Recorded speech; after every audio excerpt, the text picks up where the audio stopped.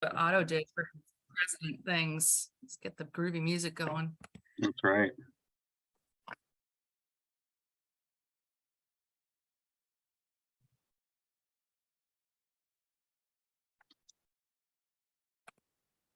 We have a special guest. Ms. Divina Laura. Good afternoon, everybody. We're going to take a moment and let everybody get situated here. If you're like Jordan and I, you're going to grab yet another cup of coffee. And if you're really good, you'll go have an actual lunch. Go grab a lunch and bring it around.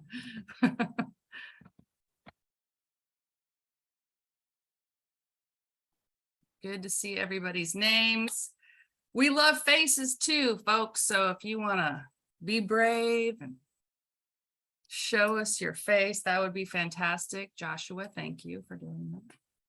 Hey, Gabby. Hey, Glenn. How are you?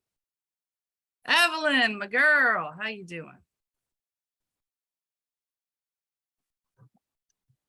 All right. Felicia, President-elect. Thank you. Patricia Bennett. Thank you for being here. Other board members. All right. I think we'll give it another 60 seconds or so if everybody's okay. Does that work for you, Jordan? That's perfect. Wonderful. Anybody who knows me, I like to start on time, like reward good behavior, right? Reward good behavior. And we will be recording this. I think we already are, so we can send this out. And what did we decide about questions? I totally checked out when you and Emily were talking about that. That's okay. Pop them in the chat. I'll keep an eye on that as I go. If you have questions, I'll try and answer them in real time. I can help out with that as well. All right. 12:03. Well, welcome everybody. We're so happy to have you for yet another economic update with Jordan Levine. He is the C.A.R. Vice President and Chief Economist at C.A.R. Just a little bit about him. He is responsible for C.A.R.'s housing market and economic research, as well as the policy analysis for C.A.R.'s legislative and governmental affairs efforts. He has a passion for homeownership, is actively involved in the company's diversity, equity, and inclusion initiatives, and regularly represents C.A.R. to its members, the real estate industry policymakers, our favorites, and the local and national media. Jordan has a bachelor's degree in economics from the University of California, Santa Barbara, and a master's degree with merit in international economics from the University of Sussex. Prior to joining C.A.R., though, Jordan worked in consulting as an economist and director of economic research, where he oversaw all research and economic analysis on California's economy and housing market, and regularly spoke to trade groups, public officials, businesses, and the media. Clearly, he's the smartest guy in the room, and so happy to have you. I am realizing before we start with you, there are some events I want to announce. I'm going to put it on the back end. We've got a couple of really great things. So after all the questions are answered, after Jordan, we want to take care of his time. I have some great announcements, so stay tuned for that. So Jordan, thank you so much for showing up. We are so happy to have you.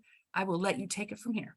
Awesome. Janine, thank you so much. And thanks, Emily, for having me back. I'm so happy to have not scared you off the last time. And I think it's good to be here talking about our latest forecast for 2023. And I think this is kind of a Bay Area version of what I did at our annual business meetings in Long Beach a couple weeks ago. So this is like hot off the press. We've only had this number out in the wild, as it were, for the last couple weeks. And so, what I kind of recommended in Long Beach as the recipe for success for moving forward is to, really try and step stuff out for the clients and help them see that broader context, because, there's so much kind of negative press and scary headlines that people just are hyper fixated on the latest thing that they read. I call it like the brother-in-law effect, right? Where I kid you not, I always make fun of the brother-in-law effect, where no matter where I go in the state, I always hear like, yeah, my brother-in-law just told me like the market's about to crash.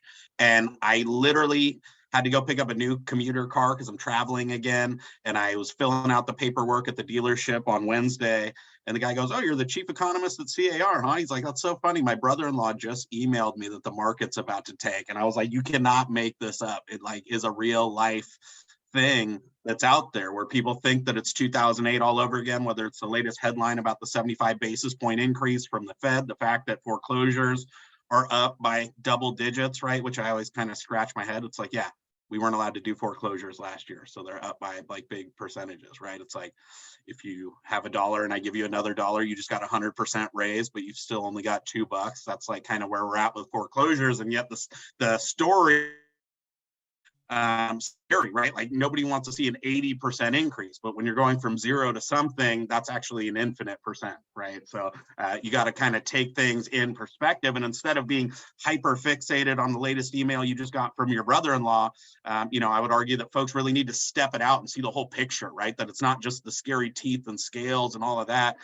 It's kind of the longer term benefits. We don't get into home ownership for what's going to happen in the next 12 to 18 months. You get into it for all of the benefits that you reap over the next 12 to 18 years, wealth accumulation, kids doing better in school, more likely to graduate, more likely to get a college degree, more likely to own their own home, actually, even if your parents are affluent, right? The more affluent homeowners have kids that buy, even compared to the exact same income brackets that rent, right? And so there's just all kinds of benefits, including the intergenerational ones.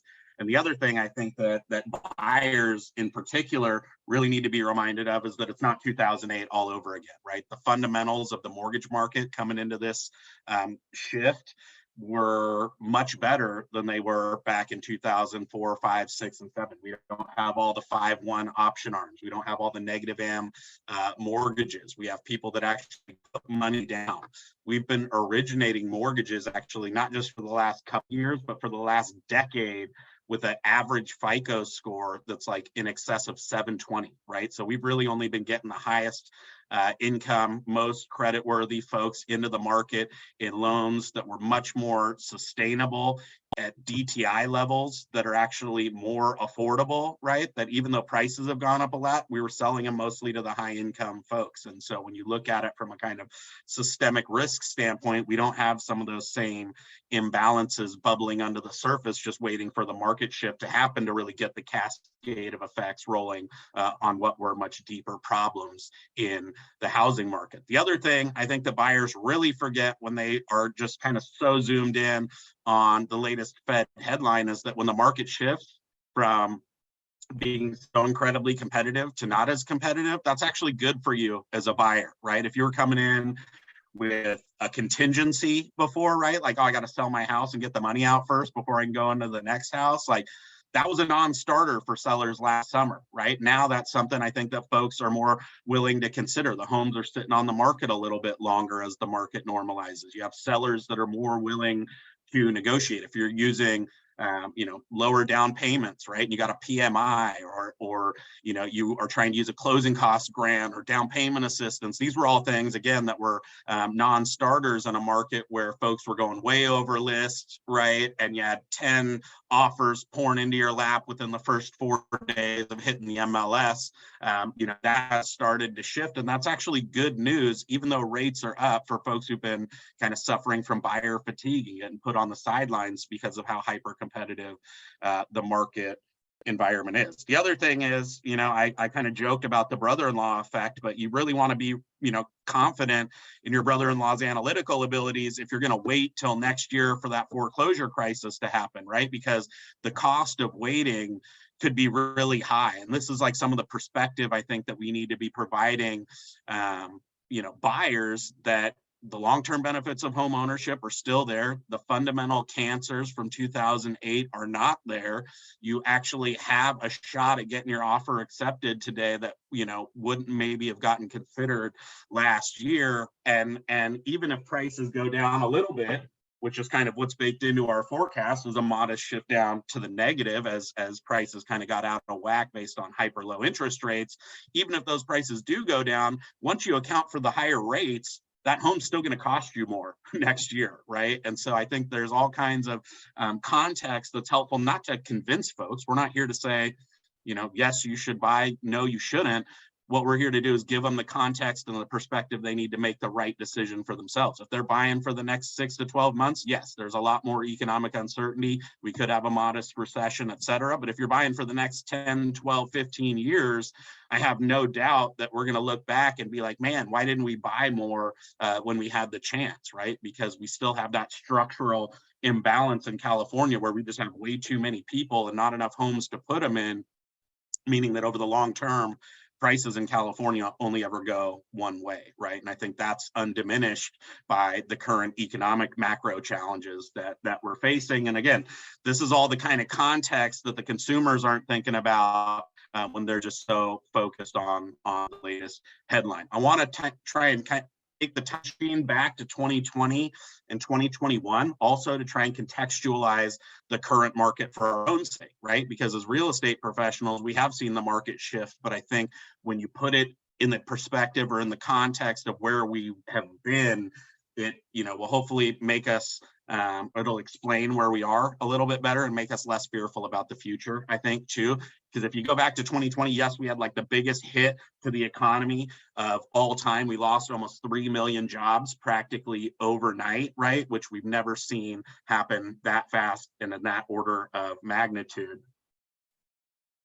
Between February and April of 2020, during that initial shutdown, again, 2.8 million jobs just disappeared. And yet, even as the economy really suffered from the pandemic, we saw during the summer of 2020, the housing market just take off, right? A totally counter-cyclical housing market. We lost 3 million jobs, and yet the housing market saw prices and sales start to grow by double digits. How is that possible?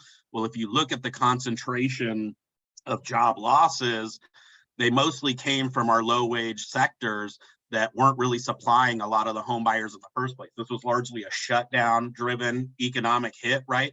All of the stuff you can't do remotely, bars, restaurants, cleaning hotel rooms, all of that stuff really suffered. And in fact, the 4 lowest wage sectors in California were almost 2/3 of all the job losses, with those middle income categories kind of forming the bulk of the remainder. Whereas the folks who are working in tech, in those remotable jobs, right, the stuff that's very prevalent in the Bay Area, were insulated from the effects of the crisis. Less than 10% of the job losses came from those sectors. In fact, tech workers became more in demand than ever before. Companies are having to fight over each other to get these jobs filled, and that meant higher wages, stock bonuses, different compensation packages, right? And in a lot of cases, these folks were not only unaffected by the pandemic shutdown, but we're also actually doing better than ever financially, right? Our stock portfolio had gone up. We just got a big signing bonus at the new company and all of that stuff. Our homes are worth more money. And so even as the economy, again, was kind of in the tank, from a historical standpoint, certainly much bigger than we've ever seen before, the housing market saw, this kind of uptick in buyer demand from these high wage, in many cases, long-term renters that finally took that plunge into home ownership for the first time. We also had the added kind of effect of COVID, which, rekindled that passion for home ownership. We ask our homes to do a lot more for us today than in years past, right? It's got to be your office, your bar, your restaurant, your homeschool location, all of that stuff. And so you can't have the kind of downtown studio and both be doing like competing, dueling Zoom meetings, right, at the same time. And that's so folks were actually starting to rethink just kind of what they needed out of their home. And they were in a financial position, at least at the top end of the economic spectrum, to be able to take advantage of that. What else kind of supercharged demand in the last couple of years? It was remote work. And that is something that's going to be, an ongoing factor. And actually, this is from our 2022 home buyer survey. So we talked to about 1,100 home buyers who purchased sometime over the last 12 months from last June to this June. And that even kind of encapsulates some of the fact that folks have gone back to work a little bit. We're certainly not all back in the office, but much more today than we were back in 2020, right? But still, you see that 2/3 of workers are working remotely, or 2/3 of the workers who purchased a home, at least over the last year, are working remotely, with roughly half working remote full time, right? And so not only were we doing better economically and had this renewed passion for home ownership, now we had all this flexibility, right? Where I don't have to commute to the office, and that helps my finances, right? Because I'm not paying for parking and gas and all of that stuff. And I can also look at other markets, if I was staying downtown because I wanted to be close to work and what have you, but now I need more space and can maybe look at a place in Contra Costa or in Napa, right? Or maybe I'll move up to Santa Rosa and get a big old property with some land and stuff like that. Those were all things that were, again, on the table, and I think helped to kind of catapult buyer demand even beyond just the fact that, we wanted homes, and homes were more important to us than ever before. And it indeed shows up that 2/3 roughly of those home buyers who work remote, that was a driving factor in their decision, right? Did that influence your decision to buy this home? And 2/3 of those folks said yes. And I think, again, that's a testament to just how much the new environment really resulted in a housing market that was the strongest we've seen in a very long time. Of course, we can't overstate the impact of rates as well. That's kind of the trifecta, right? We have these high income earners outperforming economically. We now have the flexibility to look for homes and do options that we never thought were going to be in the cards for us. And now we could go out and borrow money at the lowest rates of all time. We started last year at an interest rate of 2.65%, which, for the 50 plus years that we have good data on mortgage rates, is the lowest, again, that we've ever seen. And of course, this supercharged demand even more because it gave immediate purchasing power to home buyers, right? When you go from 5% interest, which is kind of roughly where we were before the crisis, right? Or we were approaching 5%, down to even just 3%, it added almost $200,000 worth of purchasing power to a $150,000 a year household, right? And if you think about how that plays out in a market like ours, right? Because we've been inventory constrained for a very long time. Now we have all these extra buyers in the marketplace. What ends up happening isn't that people go, great, well, I'm just going to buy that $690,000 home, but I'll just do it at 3% and save a bunch of money. No, they ended up kind of transferring that extra purchasing power across the sellers, right? Because we want to get our RPA to kind of rise to the top of the heap and get our offer accepted. And so if I can qualify for more and the market's so competitive, then I'm going to go for, whatever the mortgage banker is going to give me to get me into this home. And indeed, if you kind of crunch the numbers on that uptick in purchasing power, it explains about half of the price growth that we've seen over the last 3 years, right? That prices are up about 45% roughly. A little bit more than half of that is just purely on the basis of rates being so much lower, buyers being able to qualify for a lot more, and use that as an advantage to get into the marketplace. So just an absolutely red hot market. And when you put those three factors together, the remote work, the kind of high income earners punching above their weight and these hyper low rates, well, we got mortgage applications, and this is just purchase applications. So we've already dumped out everybody who was refining at 2.65%.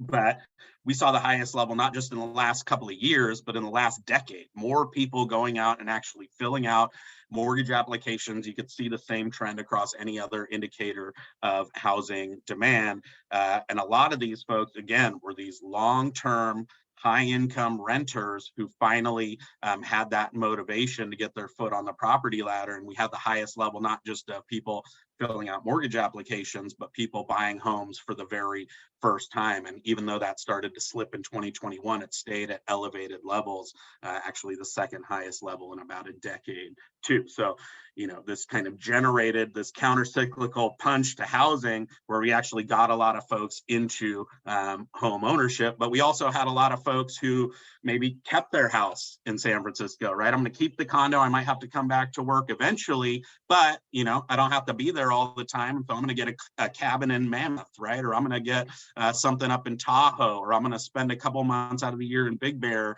And you saw a lot of folks out there buying second homes, and those numbers have been increasing for the last 3 years significantly as well. So that, it's just kind of even more upward pressure on a housing market that was seeing demand surge from basically all all corners, right? So we had just this unprecedented increase that resulted in the highest level of home sales actually that California's seen, not just in a decade, but going all the way back to 2009. We had almost 445,000 units close last year. That means there was almost 900,000 sides, just existing single family. I think it goes up to like almost 600 if you throw in the condos as well. And so this really is just a testament to the kind of insatiable appetite for homes that we had in California, despite the fact that the economy hadn't fully recovered. And if you look at the kind of differences by price segment here, it's really backs up this kind of economic overperformance story as well, right? Because as soon as we reopened the housing market and got our essential worker status and started selling homes again in May and June, 1 to 2 million and 2 million and up, which I don't know why my legend got cut off, but the dark blue thing at the top here is 2 million and up, shot through the roof, right? In June, July, August of 2020, we were already seeing the number of 2 million and up homes double, right, from where they were in 2019. But look what happened once we got to 2021. After having doubled the year before, we saw them go up by 350% at one point last summer. So just, again, an incredible appetite for homes, particularly from folks at the top end of the economic spectrum. And yes, the market as a whole was posting almost double-digit growth, but it's because the top end of the market was growing by triple digits, and in some cases, the high triple digits as well. So again, just a very intense housing market that, in some ways the Bay Area is like a perfect microcosm of, right? Because if you pick out the 9-county Bay Area and look at growth and transactions, and these are sorted from most expensive to least expensive, right? You could see that especially in 2021, it was, the most expensive markets that were out punching above their weight in terms of overall transactions, right? So you can see the Peninsula and South Bay in particular did really well. You see the same story in the Bay Area if you slice it up, not by geography, but instead by price segment, right? Because yes, we had a 15% increase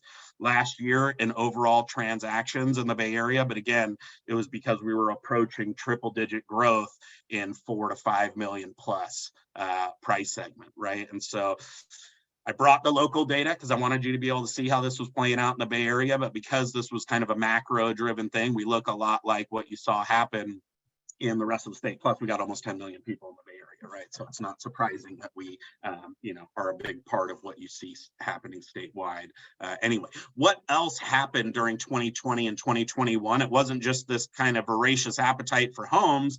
We also had, believe it or not, our kind of chronic undersupply of housing get even worse. So we actually ended 2021 with 1.2 months of supply. This is our unsold inventory index, and it measures how fast homes are selling, how many homes got sold that month, and how many were left on the market at the end of the month, such that if we didn't add any new listings, how quickly would we be out of homes? And what this number means is that, at 1.2 months of supply, that if we didn't add any homes to the MLS in January of 2022, we would have been sold out of home completely before Valentine's Day, right? So just an unprecedented shortage of homes butting up against the biggest surge in home buyer demand that we've seen in about 12 years. And in some ways, what we're seeing now, not just in housing, but also in the broader economy, this inflation pressure on prices is just like the logical conclusion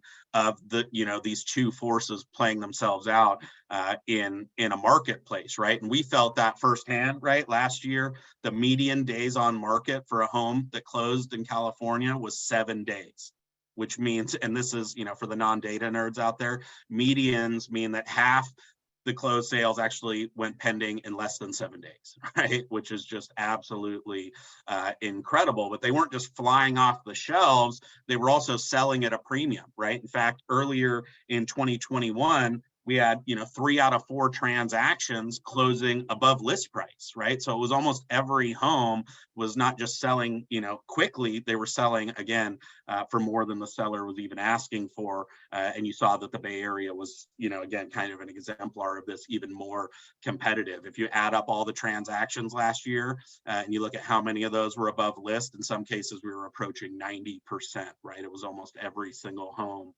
was going above list. And of course, when you kind of put that all together, you didn't need to have gone much further than like high school economics class to know that lots and lots of demand and no supply and the lowest rates we've ever seen in all time resulted in incredible price growth. And I know this is kind of we would kill for $900,000 median prices in the Bay Area, but for the statewide number to hit 900,000 when incomes are still in the kind of $80,000 a year range for the typical household is a big deal, right? And it's just, again, a kind of consequence of this excess demand running right into virtually no supply. And in fact, many markets in the Bay Area hit over $2 million as a median price, right? Meaning that half the transactions that were closing above 2.1 million in San Mateo. It's actually really screwing up our housing affordability calculations because they don't break out income brackets above 500,000. We're like, hey, we need to see how many people make between 5 and 750 now. And they like never envisioned anyone doing analytics on the levels of income that are required to buy these homes now. And so it's, problematic as a data nerd, but it's also just a symptom of these broader challenges that we've been grappling with in the housing market. But again, just how red hot the market was. Even the quote unquote cheap parts of the Bay Area, right, are no longer affordable. Like people in the rest of the United States would look at Solano County and go, how do people afford to live there, right? It's just the numbers are very high. The other thing that I didn't mention before, but is that we also pumped an incredible amount of money into the system. Even when you strip out all the excess reserves that were just pumped in by the Fed to kind of backstop the financial system, we still saw the net money supply expand noticeably, whereas that wasn't really the case back in 2008. In fact, if you look in the growth at M2, which is the kind of econ nerds way of saying the amount of money out there in circulation. In 2008, most of the monetary stimulus was all this light blue stuff on the left, right? It just all went into bank balances in case the banks tanked and all of that stuff. We didn't actually put a lot of money in people's pockets, whereas this time around, the real money supply out there was growing by 25, 30%. And that just kind of added to all of these inflationary pressures that we're now grappling with, and that the Fed kind of constantly finding themselves underestimating just how kind of inflationary the last couple of years have been. And they kind of every single meeting come out and go, oh yeah, it's worse than what we thought, right? And the market goes crazy and mortgage rates shoot up and all of that kind of stuff is again in some ways a consequence of just how out of whack the market has been. But when you look at what the Fed's saying now, the war on inflation is not going away. Their September meeting had them coming out even more pessimistic than they were in June. Back in June, they thought we needed a Fed funds rate in 2023 of about 3.8%. By September, they thought it was needed to be as high as 4.6%. And I'm a little bit nervous to see what they think it needs to be when they meet next week, right? Because they've constantly, again, been lowballing how persistent inflation is going to be or how aggressive they would need to be to get it done, and kind of drug their feet, I think, for a long time after having overstimulated. And this is where the esoteric data really matters for us, right? This is where the rubber meets the road on macro data and our life as real estate professionals, because we've gone from now 2.65% mortgage rates at the beginning of 2021 to threatening 7%, right? And I think if you look at Mortgage News Daily, it suggests the Freddie Mac number will go above 7% next week. And this has a real impact on buyers, right? Because in the same way that falling rates really pumped up purchasing power, now we're having to walk that back, and that's unwinding itself as we lose purchasing power in the face of these higher mortgage rates, excuse me. But, if you just do a kind of basic math calculation and you take that same $900,000 median priced home and you look at what the payment was on it at 3%, it cost about $4,100 a month. At 7%, that $900,000 home now costs you $5,800 a month, right? So you are paying $1,700 more for the exact same priced home than you were at the beginning of last year. And you know, what that means is that folks just aren't going to be able to qualify for the same price home that they used to. I pulled some data yesterday for Monterey because that's where I was, and I didn't get a chance to update this for the Bay Area. But just as we have this tool on our website that kind of helps buyers understand the consequences of waiting, because if you think about that Fed war on inflation and their likelihood to continue to be aggressive, it means that even though 7% is a lot higher rate than 3%, you know, the cost of waiting could be very high. So you can go in and select your county, pick out what kind of buyer income you're looking at, what their kind of appetite for risk is in terms of down payment, debt to income ratios, and all of that. For this household, right, $150,000 a year household putting 20% down with a low DTI, they're shooting for basically a $3,700.50 payment on a monthly basis, right? That's what they want their monthly mortgage payment to be. Well, at 3%, that family could afford about an $830,000 home. And in Monterey County, that meant you had about 190 homes available for sale last month that were at or below that price point. That was like half of all the listings on the MLS in Monterey. And I sincerely apologize for not having a good Bay Area example here. But if you do this for your county, and it's on C.A.R.org, it's called the Interest Rate Affordability Tool. It's under interactive data. I'll post the link after this. But if you look at what happened to that family now that we've gone up to 7%, well, to keep that same payment, you now can only afford about a $580,000 home, right? So you've lost almost $250,000 worth of purchasing power, but you also have a lot fewer options, right? You go from being able to afford roughly half of all the listings on the market to, you know, less than 1 out of 5, right? So that's a big hit to your purchasing power already. But what happens if we get into that worst case scenario where the Fed continues to underdo it and we get up into the 8.5% range? Well, they lose even more purchasing power, another, you know, $60,000, $75,000, and you have almost no options left on the MLS that you're going to be able to actually afford, right? So this is why I say that you want to be very confident in your brother-in-law's analytical abilities, right? If you decide to wait, because the costs could be very high, right? Like, this is an easy argument to make. It's like, you don't even like the, you know, $580,000 home.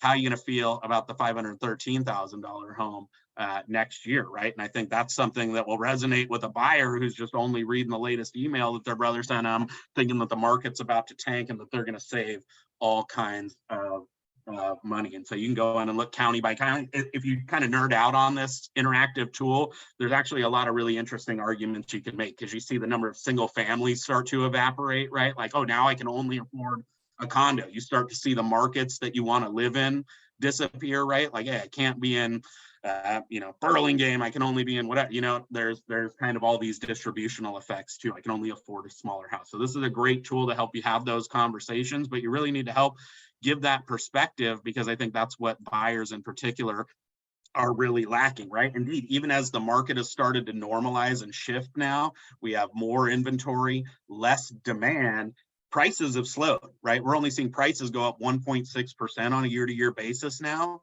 But when you bake in the effect of higher mortgage rates, the payment on that home is still going up by almost 50%, right? And somebody asked me, like, hey, you projected prices were going to go down by single digits next year. Well, if rates are only up 3%, then I should just wait for the price to go down 5%, and I'll be 2% better off, right? And this is where we have to, like, stop and do a basic math lesson, right? Because if you go from 3% interest to 6% interest, how much did interest rates increase?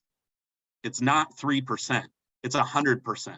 We've just doubled the mortgage rate from 3 to 6, right? And so even, you know, with mortgage rates doubling, it means that, you know, it takes a lot of negative prices, right? Prices have to go down a lot to cancel out that doubling of mortgage rates. And so even if we have a small price correction next year, that cheaper home is still going to cost you more in terms of your monthly mortgage payment, because rates are so much higher today. and will be next year too. And again, that's important context, right? Because people are scared by a rate that's higher.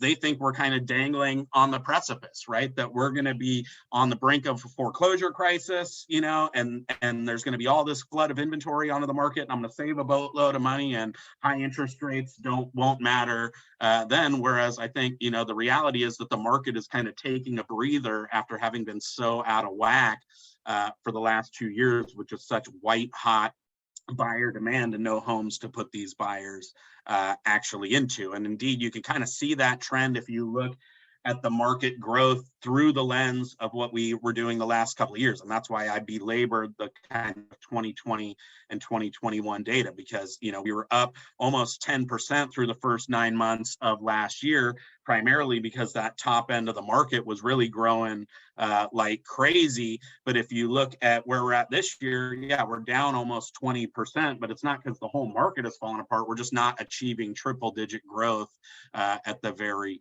highest end. And so part of this is just to be expected. And you can kind of see that in the Bay Area too, right? Like a reporter called me the other day and said, wow, Bay Area sales are down 22% this year.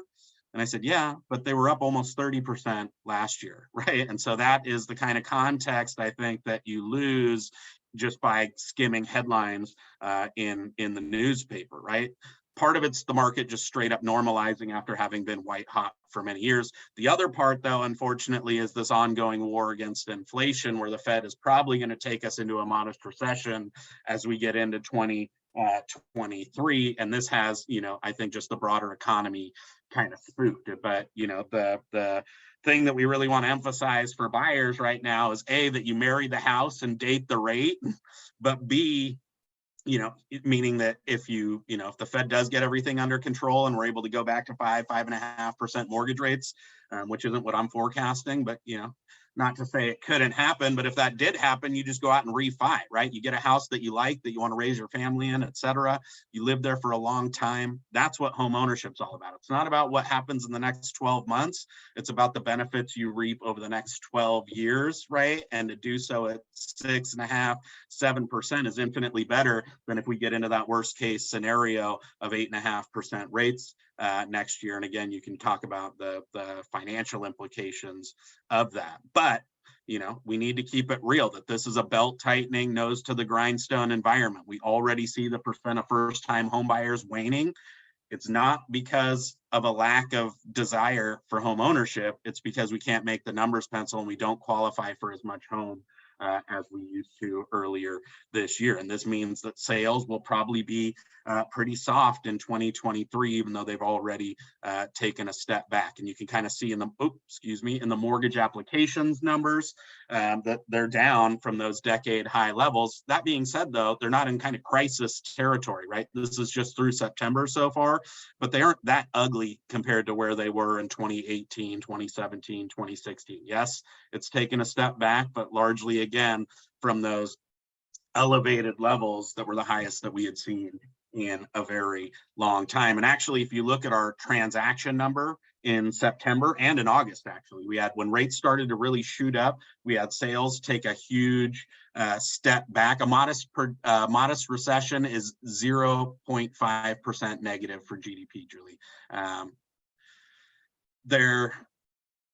Yeah, I mean, I think ours is on the more pessimistic side at negative 0.5%. Honestly, if you look at some of the other big forecasts, they don't even have that big of a step back. But I think that, it's not going to be this deep, give back in terms of overall economic growth. You're going to see consumers have to take a step back and just not be able to keep pace with the increased prices, more so than a kind of major financial market crisis. I'll try and give more thought to your question in a second, Andrea. But yeah, if you look at our transaction number in particular, it fell a lot, but it's also stabilized, right? It's largely an interest rate driven phenomenon. And for August and September, we've been hovering in that 300,000 range. So I don't think we're going to shoot back up to 450,000 units necessarily in the very near future, but I don't think we'll see it continue to decelerate to the downside. I don't think we're going to see the bottom drop out of the market. We're already nearing where we were back at the pit of the worst, financial crisis in modern history. And all of the life events that generate transactions are still happening. We still have a lot of high income earners out there looking for homes. We still have people getting married, having babies. Some of us are getting kicked out of the house by our wife and having to go out and find new accommodations and all of that stuff. And so there's going to be some floor to housing demand, even as buyers at the margins are going to be priced out by higher rates. So again, we should expect a roaring comeback on transactions, but I don't think it's going to continue, like I said, to see the bottom fall out of the market. And we have 2 months of relative stability. We could see it go down a little bit more. I don't think that's ruled out by any stretch. But again, I don't think it's going to continue to accelerate by double digits on a month-to-month basis the way that it was back in July when it took that initial step back. The other thing I'll say about demand for homes is that, investors largely don't care about interest rates. In fact, investors probably like 7% interest rates, right? Because it gets all those pesky home buyers out of the way and clears the way for them to come in and get some properties. But I think, that also will help to kind of provide a floor to the number of transactions that we're going to see over the next 12 months, right? That investors are able to collect rents again. They're able to evict if they need to, right? And when you look at the long run trajectory for home prices in California, it's still an attractive proposition to own real estate, especially as we kind of trend towards becoming a majority renter state. I think even with all the kind of hostile environment for landlords and stuff like that, with just the fact that fewer and fewer folks are able to be homeowners, it makes sense to own property in an economy like this. And so that will help. But we are in the midst of a normalization. So even as the market isn't, going to see the bottom fall out of it, I think the name of the game is managing expectations. For the buy side, we need to provide that context and perspective, the consequences of waiting, the long-term value of home ownership, the long-run trend lines for prices, right, that make it a smart move to have your foot on the property ladder. But on the sell side, we need to have expectations managed, right? Because there is more listings on the market now than there has been in the last in the last 3 years in the Bay Area, right? You can see across every price bracket, there's more homes available for sale now than there was when we were at an all-time low at the start of this year. So buyers have more choices and there's fewer buyers out there, which translates into a market that's not as white hot as we're used to as sellers. And what I hear is a kind of common theme as I go around the state is, sellers do this all the time. They hear about their buddy who sold their home back this summer, right, or in March, and it flew off the shelves and went pending in 4 days, and they had all these over asking price offers, and they're not clued into the fact that the market has changed a lot over the last 6 months, and we're not in that kind of white hot environment of 3% interest rates that we were earlier this year. And you can see that homes now are taking on median 22 days to go pending. That's still a fast number. My dad was a realtor in the 80s, and they had like 90-day time on market, right? But compared to 7 or 8, we've been spoiled by the last couple of years. And that's something that you're going to want to make sure that you're having these conversations on the front end during your listing presentations, right? That the market isn't where it was back in March at 8 days, right? You can still sell it quick. We still have homes selling over list, but we just have to be more strategic now than we've had to be. Otherwise, you get all these angry phone calls like, why haven't you marketed my property? What's going on? Why isn't it selling? And that's just a function of them kind of extrapolating out the market from, 9 months ago onto today. And that would create some kind of mismatch in expectations out there. Same thing in terms of homes closing above list. In the Bay Area, we had 85% of homes selling above list price at one point earlier this year. Now it's just 1 out of 3, right? And so again, still a high number.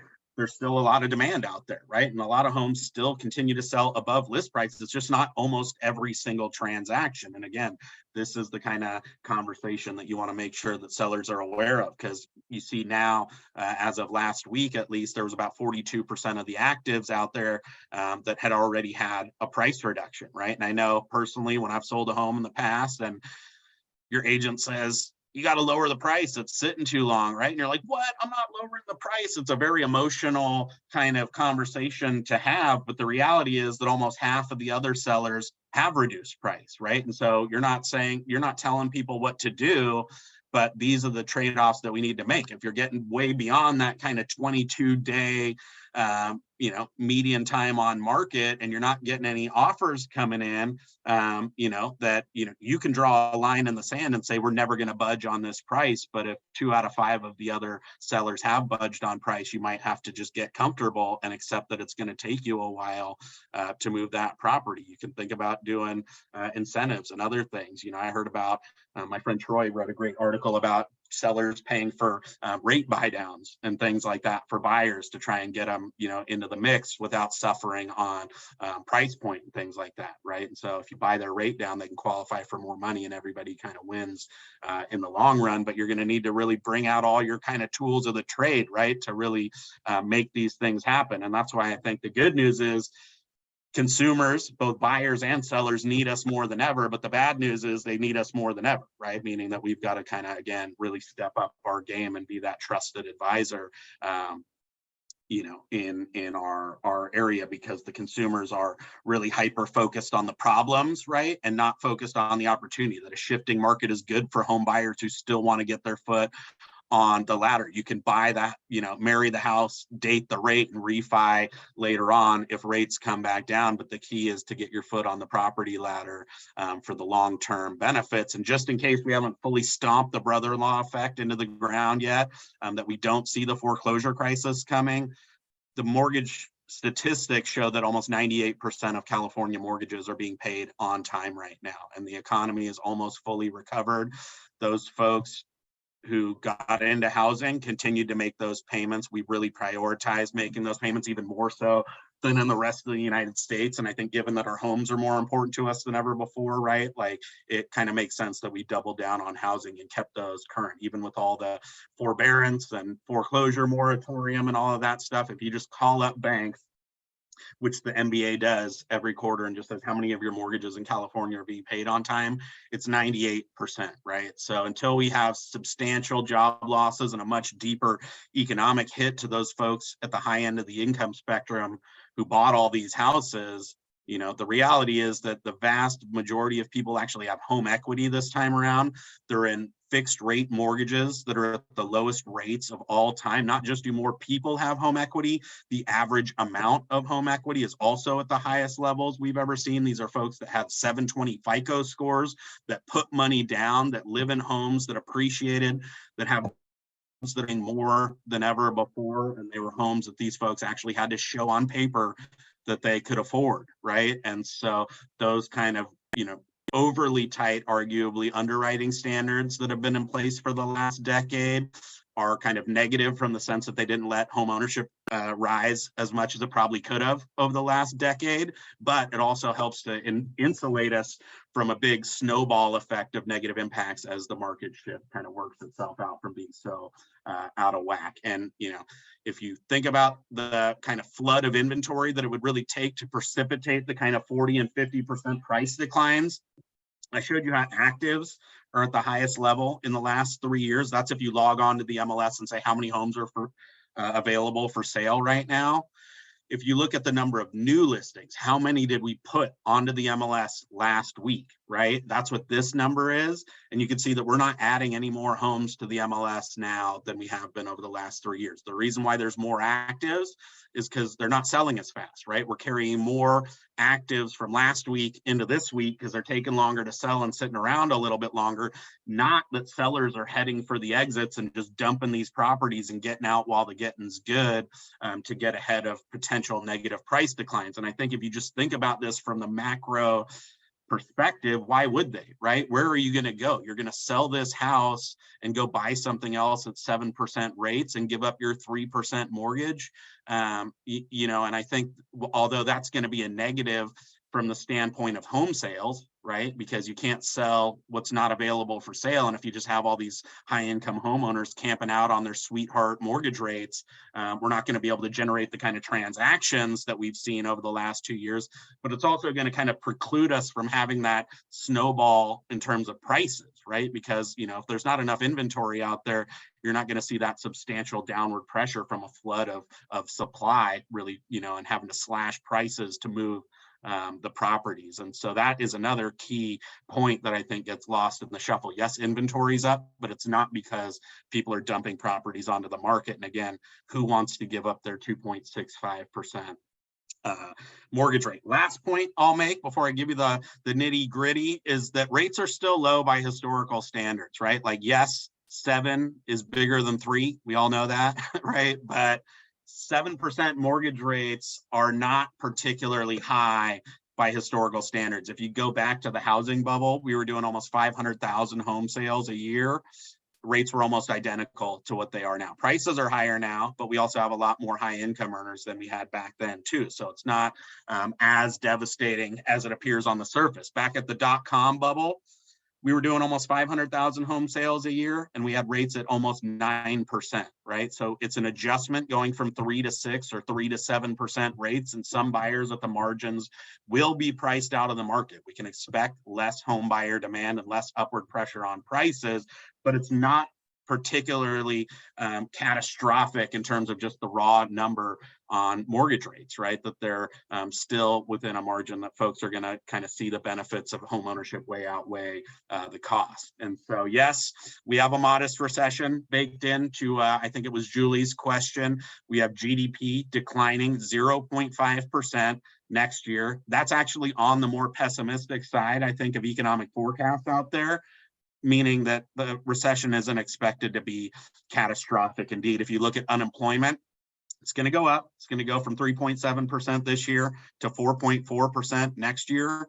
That's still a low level of unemployment. The economy is not going to fall apart. People are still buying stuff. Tech jobs in particular, I think, will remain in demand. We've seen some kind of shuffling around, right? But the net amount of jobs created in California has still gone up, even as certain companies have gone through layoffs. We think that the market in California this year, is going to end down about 20% in terms of overall transactions, with prices slowing to just 6% increase. And we think next year sales are going to continue to go down 7.2%.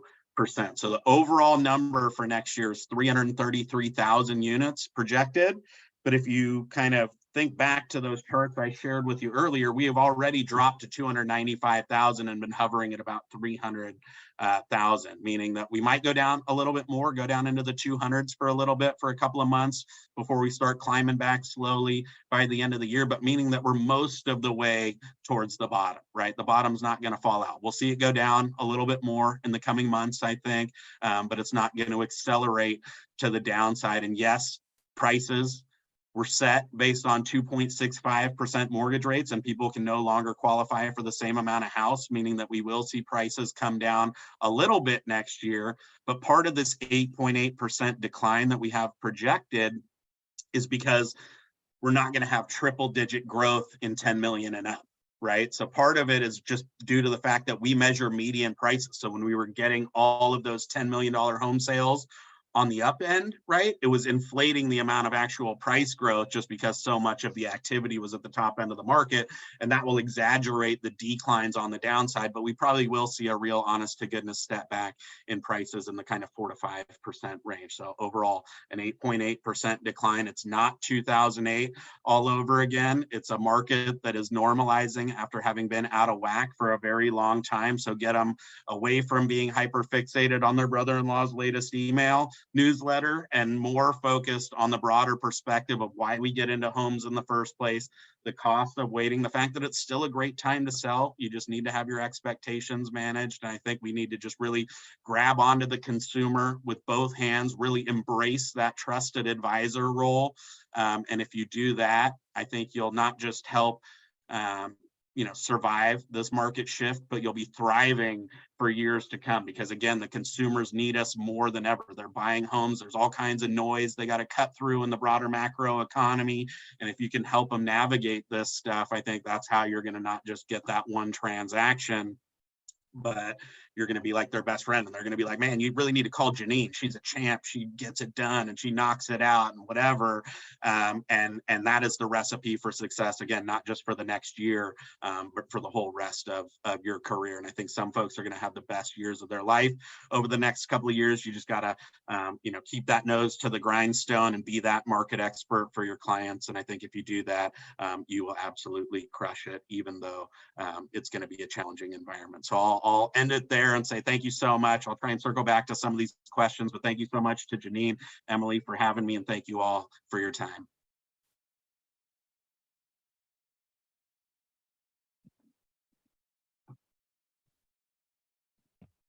Okay, I wasn't letting me unmute. Hey, yeah, Jordan, if you could look through the chat, make sure that anything that hasn't been answered was answered. But while we're all hanging out waiting for that, does anybody have any questions that are popping up? I see Andrea's, and I have a second now to kind of chew on that for a second, but why are the high job numbers and high desire for consumer goods a negative thing?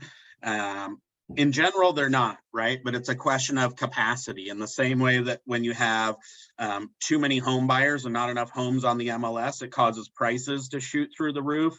That's kind of where all of this inflation is coming from, right? Is that we have people out there spending up all their checks from Uncle Sam, all of the stimulus that's been injected, the high income earners who went out and said, I can afford to buy that new car now, and the new Apple Watch and the new all of that stuff, in an economy where the supply chain is still kind of beat up.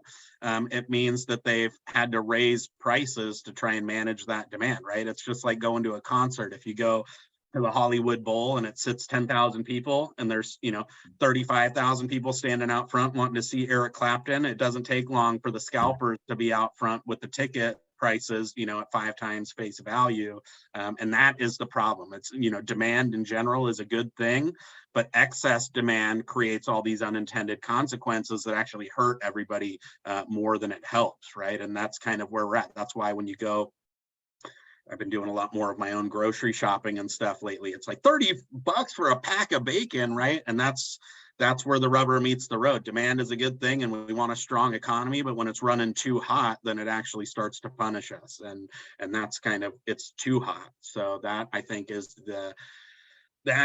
the issue, because incomes unfortunately aren't growing by 9% a year, and when the cost of bacon goes up by 9% a year, then I'm now 3% poorer to maintain my same level of fatness. And so that's that's the challenge. So I love it.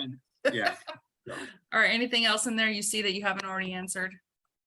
Yeah, I think the over list price numbers in our area, sellers are kind of the expectation mismatch, and they're talking about kind of underpricing it to drive up the feeding frenzy and all of that stuff. I think that's why we never hang our hat on one particular indicator. I look at the number closing above list price, but I also look at how long it takes to sell, how many sellers have had to reduce price.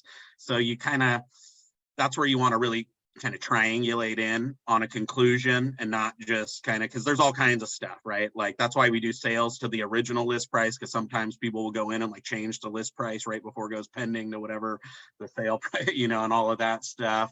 There's all kinds of stuff happening, but I think when you look across a broad cross section of indicators, it points to the same thing, right? That the market was hyper competitive, however you measure that before, and it's less so now. And I think that's kind of borne out by the broader data. So thank you for that question, Tammy. That's a great point. And there's all kinds of shenanigans baked into these statistics. But if you take 4 or 5 of them together, you can kind of get to where I think, some of that truth lies. Tammy also asked, what is the average that California homeowners that own their homes nowadays? Yeah, I think at the height, well, if you go all the way back to 2006, homeownership in California was 61% almost. And in 2020, we went from 54% up to 56, 57 as that flood of first-time buyers came in.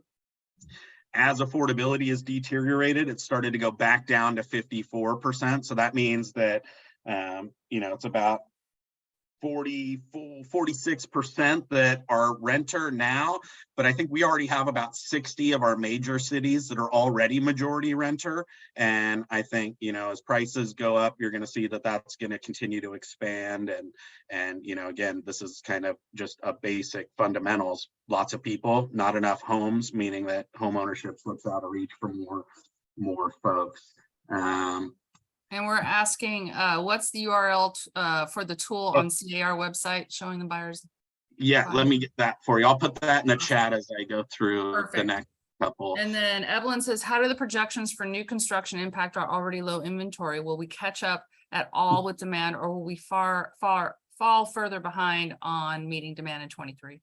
That's the easiest forecast I can make, is that we're going to continue to underbuild, right? Even with SB 9 and 10 and all these things. I mean, this is a problem that's been 30 plus years in the making. And even if we started to build like gangbusters right now, which we're not going to, I didn't bring the chart, or maybe I did bring the chart, but in the 80s, we were building almost 300,000 residential properties every year.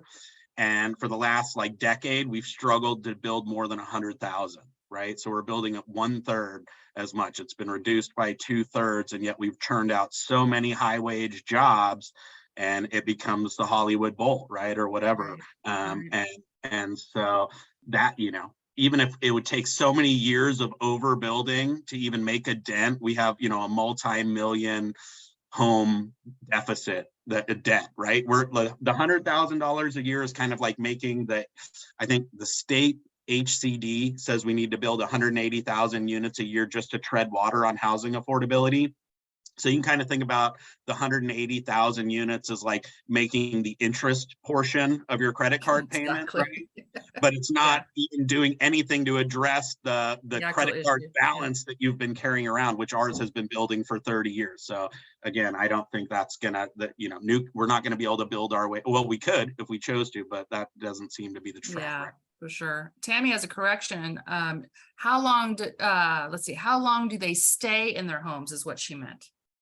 The typical seller that sold last year, I think, was in their home for 11 years, which is down a little bit from 12 years, which was an all-time high. And those are the people that actually sold. If you look at the tenure of, continuing homeowners, there's like a survivor bias, right? But I think we have a huge number of people that haven't moved at all in the last 20 years. A huge number of the homeowners out there, but the sellers. A lot of boomers. Yeah. All right, Andrea asks, do you ever factor in the lots to these numbers? The lot sales. The lot size? The lots in general, lot sales, lots listings. No, this was only single family because we're trying to get just trends in general, in aggregate. And so, empty lots aren't factored in. We do, I think, pull a lot of that data, and I could look at lot data. Somebody else called me from San Francisco, and I was able to pull out like duplexes. They're like, oh, I have a duplex that I want to look at some comps on and stuff like that. But we aggregate the single family because that's what we've been tracking for 30 years. So to be able to talk about ups and downs and trends, you want to be able to do apples to apples. And that's why we zoom in on that single family, which is about 75-80%, I think, of all the activity out there. Yeah. Has the new zoning from Newsom affected anything to do with construction? Zoning is one piece. It'll have a marginal impact. SB 9 and 10 will have a marginal impact, right? But there's a lot of other ways to block construction projects from happening besides just zoning rules. We can do permits, we can jack up fees, right? We can sue pretty much any project we want to stop it dead in its tracks, and so even as every bit helps, I don't think we've seen the kind of silver bullet yet, and we really need a kind of all of the above, because it's just going to be a little bit here and there that it takes to get us back into that 200 to 300,000 unit range for new units to just accommodate all these people. So yes and no. All right, thank you for your comments, everybody. Any outline questions that we missed? All right. Huge thank you. Yeah, lots of thank yous coming at you, Jordan. All right. Hey, thank you, everybody. I think we had like 86, 87 people on this today. So thank you for taking, that was 87 hours and 3 minutes. or however many minutes times 87 is. Thank you for leaving your real estate business and coming to learn how to be a better realtor, etc. Lender, blah, blah, blah. All right, thanks everybody for your time, especially Jordan. Just real quick, as I said, we've got a couple of really great events coming up tomorrow. We have the Black Masquerade hanging out at Bardo over on Lake Shore from 6 to 11 or 6 to 9:30. And then, of course, installation that is happening December 10th. President-elect Felicia Modis will be installed, as well as all of us volunteers. If you don't already have your tickets, I don't even know if they're available yet. I think they are. Please go to our website and check that out. Also, November 12th, we're doing the Oral Lee Brown cycle event. We're meeting on the 12th at Fairyland. When I say we, I mean the broader we, those that can actually cycle 25, 60, and 100 miles in a day. But all right, that's the 12th, 11/12, November 12th. All right, again, thank you, Jordan. Thank you all for taking some time to better yourselves. This is great information. We'll have all of this stuff on the website. Thank you, Emily, for staff who always takes great care of us. And Jordan, I look forward to seeing you next year at C.A.R. See you guys soon. Thanks again. All right, take care, everybody.